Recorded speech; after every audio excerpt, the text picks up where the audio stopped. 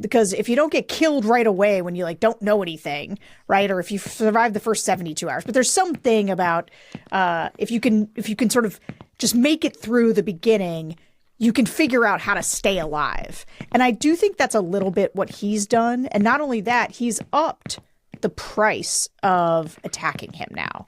Right. He has shown that, you know, Jodi Ernst is supposed to have the credibility to go after him, and she got hounded down. So when you say this woman's ready to testify, right, there's a point at which you are adding fuel to a fire when you think this guy's going down. There's another thing when you think, boy, the opposition's rallied. He's probably going to get through.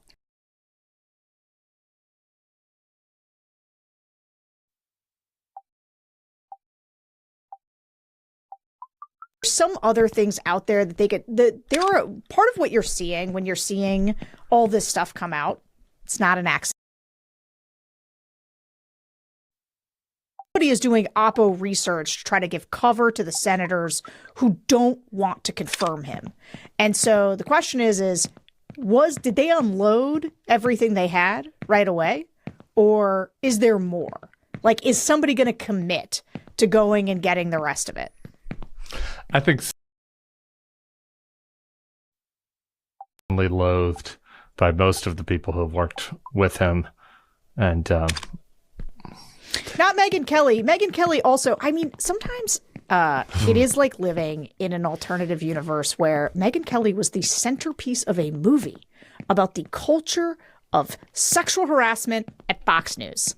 And here she is, like, playing defender of Pete Hegseth. Come on my show. I'll let you just say whatever you want. What? Before we move on for this, I just want to say, even if Pete Hegseth was a great guy, even if he was universally admired and very well regarded, his nomination to be Secretary of Defense would still be the most preposterous major part-time weekend TV host. Yeah. And so this isn't even real. The fact that we are having this debate about, well, is there enough scandal to taint him and disqualify? It's gobsmacking. All right. Do we want to talk about Syria? Literally nobody cares about Syria, right? I care. I care. Okay. Well, then let's do it. Talk to me about Syria. I just have one observation that I made. Tim, Susan Glasser kind of dismissed this with prejudice a little bit today. It was towards the end of the pod, so we didn't have time to hash it out. But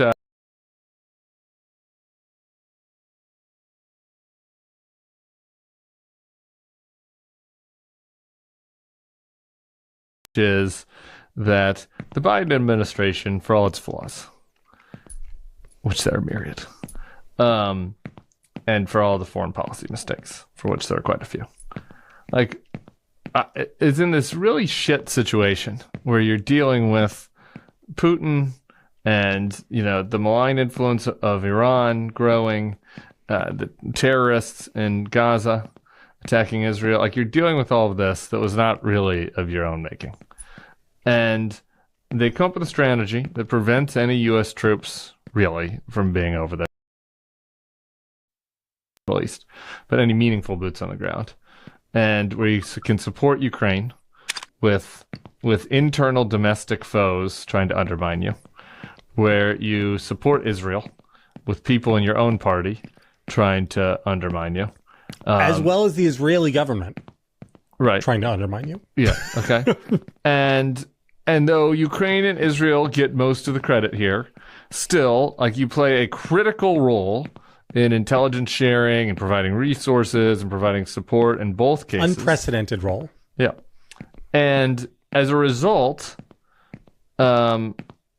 Russia and Iran and all its proxies are so weakened that when this like ragtag group of whatever rebels from that have this kind of quasi support of Turkey and like or whatever, like they march on one city in Syria thinking they're going to take one city, and it's like, oh wait, the whole house of cards falls. We just took Damascus in whatever 72 hours, whatever it was.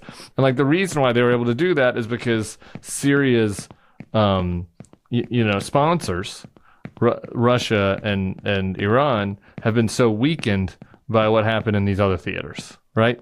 And it's like nobody wants to give the U.S. any credit for this or say this was a win, but including the president. But really, I mean, like the Biden administration is not doing a victory lap.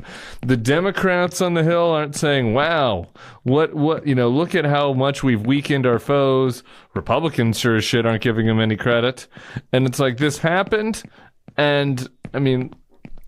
Maybe there are a few other people on niche foreign policy blogs that are praising them that I'm not aware of, but what am I missing here? Like, is there not any? We can't just have one cheer for Tony Blinken.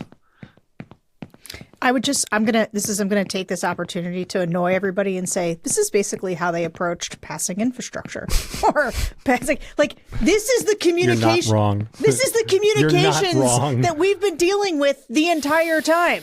And there's a reason that nobody ever that except for JVL was saying that, Biden was a good president. And then the weird quorum of people on Twitter who like to be like, Joe Biden would have won if it hadn't been for you darn kids telling him he had to go. You in the media, no. He was, but this has been how what is this communication strategy? Your legacy, not a communication strategy. Well, sure, but his legacy's in tatters at the moment. It'd be like a cool thing for him to, where is he? I mean, he's because I watched the thing in France, what they were doing, and I'm just like, is Trump president already? Has he been sworn in? I could swear the Constitution says a thing about one president at a time. Why are world leaders all meeting with Donald Trump already? It is astonishing to me that Biden allowed that he didn't go over and act as president. The extent to which it feels as though he pardoned Hunter and then is just abdicated is disappointing. Yeah.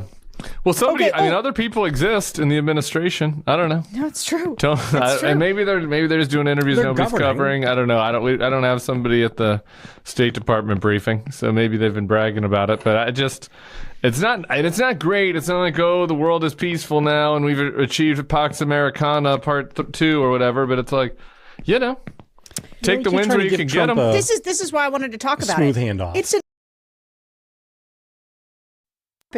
in just a burning trash pile of bad news over the last international bad news over the last 18 months. This has been really good, and it does feel like we can't.